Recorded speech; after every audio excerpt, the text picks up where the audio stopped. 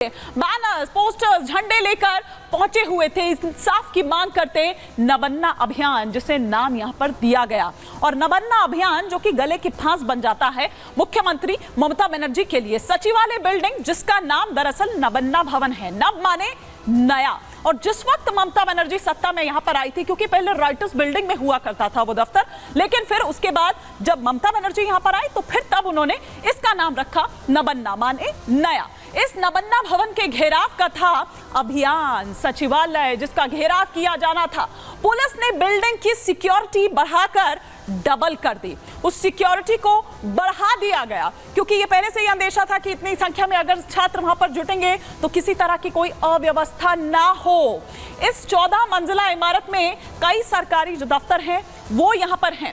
इस 14 मंजिला जिसकी हम बात यहां पर कर रहे हैं, नबन्ना बिल्डिंग, जिसमें टॉप फ्लोर पर अगर बात करें तो सीएम ऑफिस है, उसके नीचे 13वीं मंजिल पर अगर हम बात करें तो गृह सचिव का ऑफिस है। चौथे और 5वें फ्लोर की बात करें तो उसमें गृह विभाग का दफ्तर मौजूद है। साल 2021 में भी नबन्ना प्रदर्शन हुआ था। जैसा कि मैंने पहले भी कहा, यह कोई पहली बार नहीं है और हर वक्त ये दिल की धड़कनें बढ़ाता है। उस वक्त भी हमने देखा था कि किस तरह से 2 छात्र संगठन और वाम मोर्चा ने ये प्रदर्शन किया था और पश्चिम बंगाल सरकार के खिलाफ ही ये प्रदर्शन हुआ था। और एक बार ठीक उसी तरह से फिर से कुछ छात्र संगठन जो है, समूह जो हैं, वो उतरे हुए हैं सड़कों पर। उस समय प्रदर्शन संघर्ष में तब्दील हो गया था। जिस तरह की तस्वीरें आज निकलकर आती है, ऐसा लग रहा है जैसे कोई गृह युद्ध जैसे जो हालात हैं वो हो गए। और तैयारियां जो हैं वो भी उसी तरह से ममता सरकार द्वारा की गई थी। आज सुबह से ही हम देख रहे थे कि किस तरह से जो पूरा हैवी डिप्लॉयमेंट है वो वहां पर कर दिया जाता है। कंटेनर्स, कटीली तारें जो हैं वो वहां पर बिछाई जाती है और साथ ही साथ वो जो वहां पर कुछ ऐसे जंगले लगे हुए थे उन पर ग्रीस लगाई जा रही थी। सचिवालय बन गया पूरी तरह से किला, छावनी में तब्दील हो गया था। पुलिस ने नबन्ना बिल्डिंग की सुरक्षा बढ़ा दी, डबल कर दिया। प्रदर्शनकारियों को रोकने के 7 रास्तों पर तैनाती पुलिस की गई और 3 लेयर की सुरक्षा, 3 लेयर में 6000 पुलिस फोर्स की तैनाती की गई। पुलिस ने 19 ऐसे बैरिकेडिंग जो पॉइंट्स हैं उन पर ये बैरिकेडिंग की थी। ये बैरिकेडिंग पॉइंट्स जो हैं वो बनाए थे। 21 पॉइंट्स पर डीसीपी तैनात किए गए थे। सरकार के आदेश पर हावड़ा ब्रिज बंद रहा। निगरानी के लिए ड्रोन की मदद ली जा रही थी। राज्य सचिवालय के पास धारा 163 लागू थी। आप सोचिए कि किस तरह की जो स्थिति है वो दरअसल वहां पर बनी हुई थी। और हमारी सहयोगी अनामिका सिंह काली जो कि ग्राउंड जीरो पर इस वक्त मौजूद हैं, उन्होंने बात की सुकांतो मजुमदार से। क्या उन्होंने कहा इस पूरे जो आज प्रदर्शन चल रहा था या जिस तरह से ममता सरकार द्वारा यह एक्शन लेने की पूरी तैयारी की हुई थी, उस पर क्या कह रहे हैं?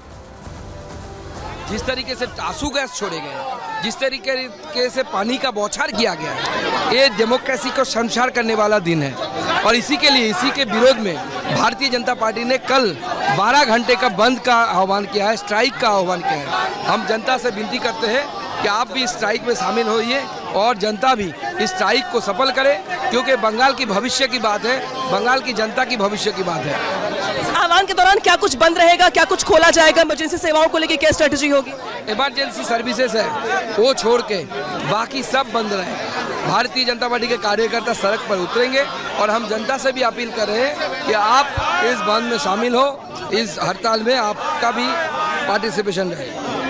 क्या सरकार समर्थन करेगी बंद के आह्वान का? क्योंकि सरकार ने कह रखा है कि कोई बंद नहीं बुलाया जाएगा, जो कुछ जैसे चल रहा है वैसे चलता रहेगा। कितना बंद सफल हो पाएगा? देखिए, आज आश्चर्य हो जाते हैं, यही ममता बनर्जी जब विरोधी नेत्री थी लगभग हर साल बंद बुलाती थी। बीजेपी ऐसे पार्टी नहीं है। ममता बनर्जी तो हर महीने भी हड़ताल करती थी। बीजेपी ऐसा पार्टी नहीं। बीजेपी जब सिर के ऊपर से पानी चला जाता है तब जाके ऐसा डिसीजन लेती है। बीजेपी हर साल बंद नहीं बुलाती ममता बनर्जी की तरह। तो इसलिए हम जनता से अपील करते हैं और सरकार से भी, पुलिस से भी अपील करते हैं, आप वो जो अफसर बंगाल के बाहर से आके आपको रूल करने की कोशिश कर रहे हैं, जिनका सैलरी आपसे ज़्यादा है, जिनको सेंट्रल स्केल मिलता है और आपको कम डीए मिलता है, पश्चिम बंगाल सरकार की डीए मिलता है, इस अफसरों की बात मत सुनिए।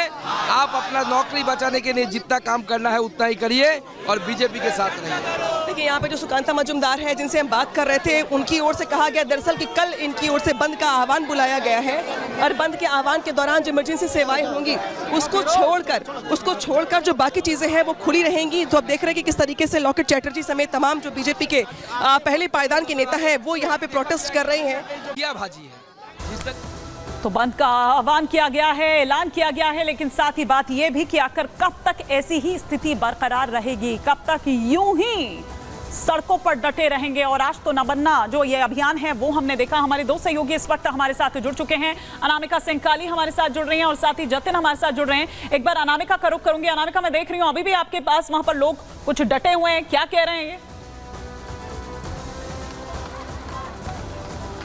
देखिए सुबह से जो प्रोटेस्टर्स हैं वो डटे हुए हैं, हालांकि कुछ जगहों से खाली करवा दिया गया है और कुछ जगहों से अभी भी जो प्रोटेस्टर्स हैं वो डटे हुए। देखिए इस बीच जो मेरी मौजूदगी है वो या वहां पर है जहां पे जो बंगाल बीजेपी के अध्यक्ष है सुकांता मजुमदार, वो खुद बैठे हैं प्रोटेस्ट करने के लिए। साथ में उनके लॉकेट चैटर्जी समेत जो बंगाल बीजेपी के फर्स्ट लाइनर नेता है वो यहाँ पर मौजूद है और भारी संख्या में उनके साथ जो कार्यकर्ता है वो भी यहाँ पर डटे हुए हैं। दरअसल इनकी ओर से नाराजगी इस बात को लेकर के कि आज बंगाल के जो स्टूडेंट्स हैं उन पर जैसे लाठीचार्ज किया गया, जैसे उनके साथ बर्बरता की गई है, वाटर कैनन का इस्तेमाल किया गया, आंसू गैस के गोले छोड़े गए, महिलाओं को चोट लगी, उनको अरेस्ट किया गया, उसके खिलाफ यहाँ पे जो सुकांता मजुमदार है वो खुद प्रोटेस्ट पर बैठे हुए हैं। लेकिन इस बीच इनकी ओर से कल बंद का आह्वान भी किया गया है और ये कहा गया है कि दरअसल ये लोगों से अपील करते कि कल बंगाल के लोग इस बंद के आह्वान का समर्थन करें और कल बंगाल को बंद करके ममता सरकार को हिलाने का प्रयास करें, जगाने का प्रयास करें और संदेश दें कि जो बंगाल की बिटिया के साथ जो कुछ भी हुआ, उसके बाद जो कुछ आज हुआ है बंगाल की सड़कों पर, कोलकाता की सड़कों पर, उसको बंगाल की जनता बर्दाश्त नहीं करेगी। सुकांता मजुमदार ने यह भी कहा है कि ऐसा नहीं कि ममता बनर्जी ने प्रोटेस्ट कभी नहीं किया है, ममता दीदी खुद भी प्रदर्शन कर चुकी है, लेकिन उनके साथ कभी ऐसा बर्ताव नहीं किया गया जैसा आज महिलाओं के साथ किया गया है। कई महिलाओं को चोटें आई हैं, कई पुरुषों को चोटें आई हैं, कई महिलाओं को अरेस्ट कर लिया गया है। आखिर ये सब कुछ क्यों हो रहा है? बंगाल की बिटिया को न्याय दिलाने के लिए शांति मार्च निकाला गया, उस दौरान ये सब कुछ किया गया, लिहाजा इसके विरोध में कल बंद का आह्वान किया गया है और बीजेपी के कार्यकर्ता अभी भी डटे हुए। इनका ये कहना है ऐसा करके क्या मैसेज देने की आखिर जो कोशिश है वो यहां पर हो रही है। लेकिन जतिन, अभी हम अगर इस तरह की तस्वीरें आज हमने देखी तो कल जो ये बंद का आह्वान किया गया है, फिर क्या तैयारी और करने वाली है सरकार? क्या इससे ज्यादा कुछ हम देखेंगे सड़कों? आज बिल्कुल देखिए, तैयारी हालांकि करने की कुछ खास जरूरत नहीं पड़ेगी क्योंकि तैयारी ऑलरेडी हो रखी है। और आप ये तस्वीर देख लीजिए, सुबह से इसी तरीके की तैयारी थी। कोलकाता पुलिस यहाँ पर है, बैरिकेड, कई लेयर बैरिकेड यहाँ पर किए गए, लकड़ी के बैरिकेड, एल्यूमिनियम के बैरिकेड, लोहे के बैरिकेड, बड़े बड़े कंटेनर्स यहाँ पर लगा दिए गए। लग नहीं रहा था कि आज छात्रों का प्रोटेस्ट है। और जब छात्र निकले तो उनके साथ जो आस पड़ोस की कॉलोनीज जिससे वो गुजर रहे थे वो लोग भी जुड़ना शुरू हुए। लेकिन तस्वीरें आपने लगातार अपने दर्शकों को भी दिखाई और सुबह से हम दिखा रहे हैं कि वाटर कैनन, लाठी चार्ज, आंसू गैस, टीयर गैस, स्मॉग, एक तरीके से गैस, ये जो भी कोलकाता पुलिस के पास था आज सब उन्होंने चलाया। जितनी दूर तक खदेड़ सकते थे छात्रों को उतनी दूर तक खदेड़ा। लेकिन छात्रों के मन में कई सवाल है, वो आज भी वैसे के वैसे बने हुए हैं। अगर इतनी पुलिस 8 और 9 तारीख को रही होती तो शायद अभी हमारे बीच में होती, इतना बड़ा आंदोलन करने की जरूरत नहीं पड़ती। अगर इतनी पुलिस 14 और 15 तारीख को होती तो अस्पताल के अंदर 7000 लोग नहीं घुसते, इमरजेंसी वार्ड में तोड़फोड़ नहीं करते, आज स्टूडेंट्स को सड़कों पर उतरना नहीं पड़ता। अगर इतनी पुलिस ममता बनर्जी को ये बोल देते कि आप एक डेलीगेशन से मिल लीजिए, तो सुबह कोलकाता के 6 अलग अलग पॉइंट्स पर जो हमने लाठीचार्ज, भगदड़, आंसू गैस देखा, तो ये तस्वीरें हमें देखने को नहीं मिलती।